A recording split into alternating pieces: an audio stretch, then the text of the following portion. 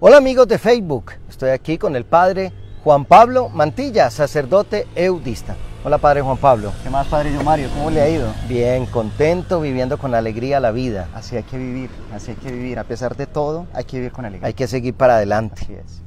El Evangelio de este segundo domingo de Cuaresma está tomado de San Marcos, capítulo 9, versículos 2 a 10.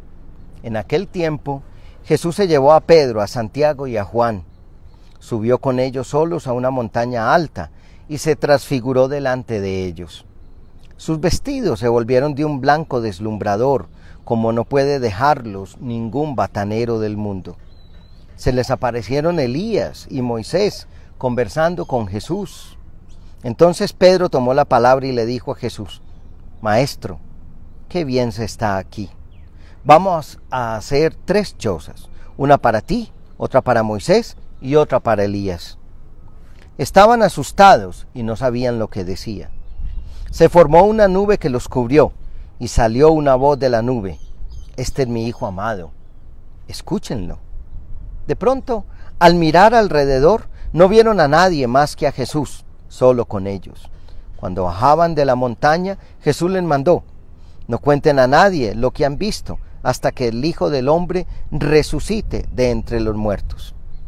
Esto se les quedó grabado y discutían qué querría decir aquello de resucitar de entre los muertos. Palabra del Señor. Gloria a ti, Señor Jesús. Bueno, pues este evangelio nos habla que Jesús toma a 3 de sus discípulos cercanos a él, a Pedro, a Santiago y a Juan, los lleva a una montaña. Y me recuerda esa figura de Moisés también, que sube a la montaña y que allá tiene una experiencia deslumbradora. Y aquí Jesús sube con los discípulos y se transfigura, esa palabra como tan rara, ¿no? Transfigurar. ¿Qué será transfigurar? Antes de esclarecer un poco la palabra transfigurar, quiero retomar eso que acabas de decir, Padre, de subir a la montaña, porque la montaña es el lugar del encuentro. Y lo hizo Moisés, y justamente allí es donde, cuando Jesús está en la montaña, se le aparece Elías y Moisés al lado. Son esos, podríamos decir, los grandes profetas del Antiguo Testamento. Y en la montaña, Dios da a Moisés la ley. Y allí, cuando está en la montaña, que Jesús se transfigura, también surge una nueva palabra, una nueva ley, podríamos decir, que dice: Este es mi Hijo amado, escúchenlo. Y eso podríamos decir que es el principal mandamiento para el pueblo de Israel y también para el pueblo cristiano, para todos nosotros. El primer mandamiento es Shema Israel, escucha Israel, escucha mi Hijo, porque nosotros podemos cumplir la ley a cabalidad, pero no escuchar al Señor. Sí, me parece muy importante eso de subir a la montaña, y allí hay una revelación. A veces nosotros creemos que hay que subir a una montaña, y yo creo que la montaña donde Dios, donde Jesús nos habla, nos invita a escucharlo, la montaña es la realidad cotidiana. Así es. La familia, la casa, las dificultades, la ciudad. Estamos con esta ciudad al fondo, la ciudad de Medellín. Y es allí, esa es la montaña, porque es que a veces, Padre Juan, pienso yo que la gente cree que se tiene que ir, alejarse, meterse, en un convento para que Dios le hable a uno, y Dios le habla a uno es en la realidad. La montaña es la realidad de mis propias vivencias, de las cosas que tengo que resolver.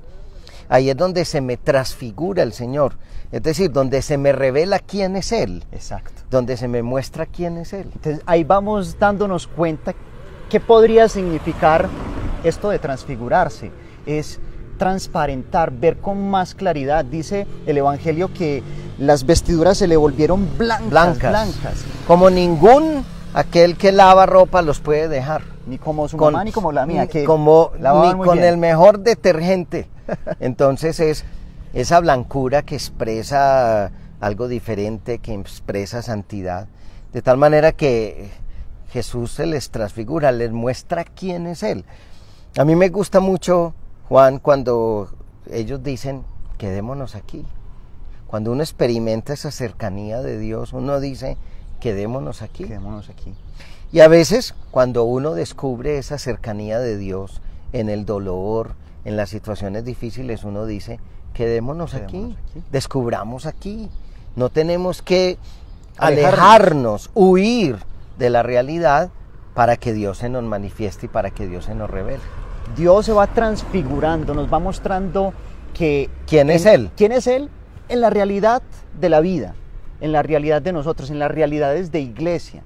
Porque a veces nosotros también queremos y pensamos que porque somos hombres y mujeres de iglesia, entonces tampoco cometemos pecado, no nos equivocamos. No, Él se revela ahí en esa misma realidad de pecado, siendo el mismo. Él, después de la transfiguración, siguió siendo el mismo Jesús, el mismo, pero ya ellos vieron quién era Él, era el Mesías. Ya ellos, los discípulos, se dieron cuenta que Él era Jesús, el Salvador, el Señor. Bueno, y termina el Evangelio diciendo, esto se les quedó grabado, y discutían qué querría decir aquello de resucitar de entre los muertos. Y en este camino de Cuaresma estamos caminando hacia la plenitud de la Pascua. Que se nos quede grabado esto y que nos cuestione qué significa esto para la resurrección. Bueno, muchas gracias, que Dios les bendiga. Terminamos nosotros diciendo, alabado sea Jesucristo.